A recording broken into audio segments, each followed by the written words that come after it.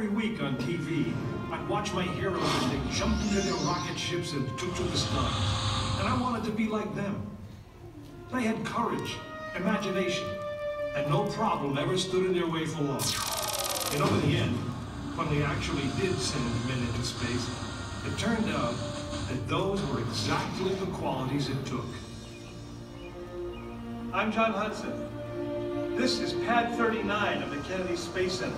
I was a launch controller here when from this very spot, man took off to fly to the moon.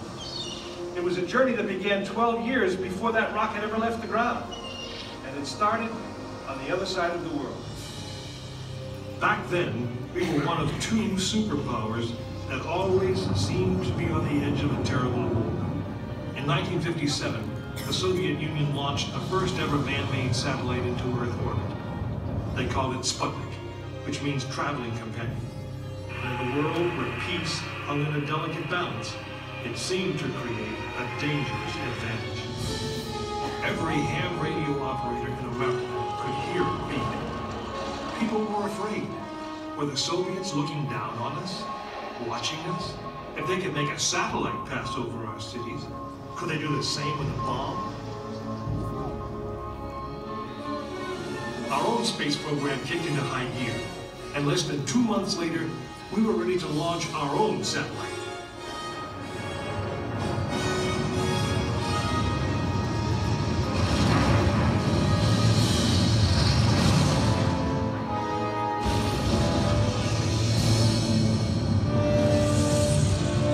It was being called the space race, and we were running a distant second. In 1961, we fell even further behind. Soviet cosmonaut Yuri Gagarin became the first man into space, circling the world in just 89 minutes.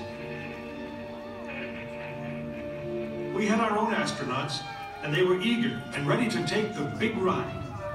But our manned space program couldn't seem to get off the ground. We stuck with it, and on May 5th, 1961, things finally started going right. Astronaut Alan Shepard took his ship Freedom 7 6.5 miles into space. America had its first space hero. Just a few days later, our space program received a new challenge. But this one did not come from the Soviet Union. It came from our young president. In one inspiring moment, he changed the mission from one based in fear of the present to one of hope for the future. But why, some say, the moon? Why choose this as our goal? And they may well ask, why climb the highest mountain? Why, 35 years ago, fly the Atlantic? Why does Rice play Texas? We choose to go to the moon. We choose to go to the moon.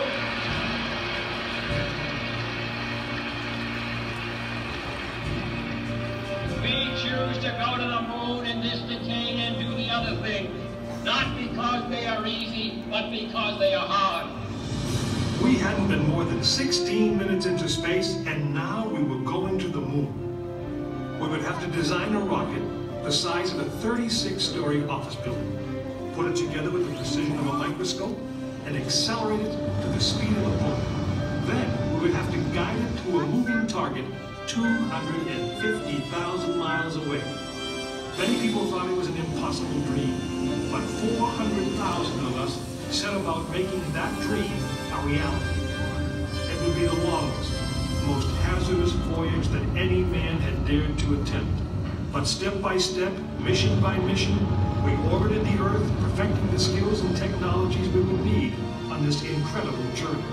Our astronauts practiced maneuvering, docking, and the 1,000 other tasks that would comprise the moon mission. We created new alloys, lighter and stronger than anything seen before. We designed communication systems that would be reliable over the vast distances. And behind it all, we tried to perfect the rocket that would be powerful enough to punch out of Earth orbit and take us to the moon.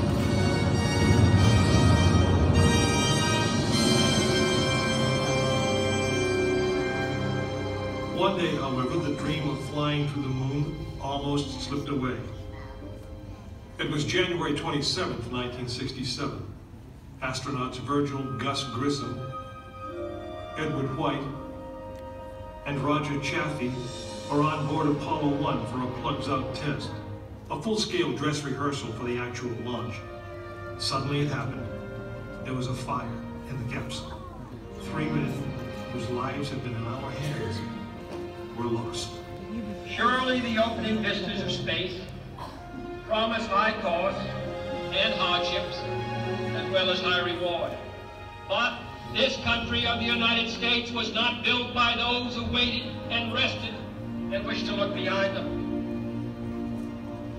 After Apollo 1, some thought we'd failed, and that the moon was out of our reach.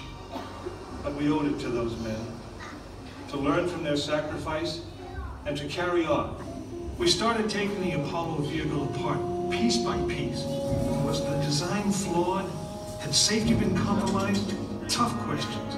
And we spent 1.5 years redesigning the spacecraft so that no astronaut's life would ever be at risk because we overlooked something, or because we could have done something better. A moon rocket is 91% high explosive, and it goes into the most unforgiving, hazardous environment there is. We could never make it risk-free, and the men who flew them knew that. We didn't send men into space again until Apollo 7 orbited the Earth, testing some of the new designs. When everything worked perfectly, the decision was made. The next mission would travel to the moon. It was mankind's destiny to leave the shores of our planet behind and strike out across the vast ocean of space. In the great span of our history, now was the time that we could. Now was the time that we would. We stood on the eve of the longest, most dangerous journey that any man had ever undertaken. And it would be taken by Frank Borman, James Lovell, and William Anders, the crew of Apollo 8. Through those doors, you'll find the firing room, launch control, just as it was on December 21st, 1968. Please gather all of your belongings.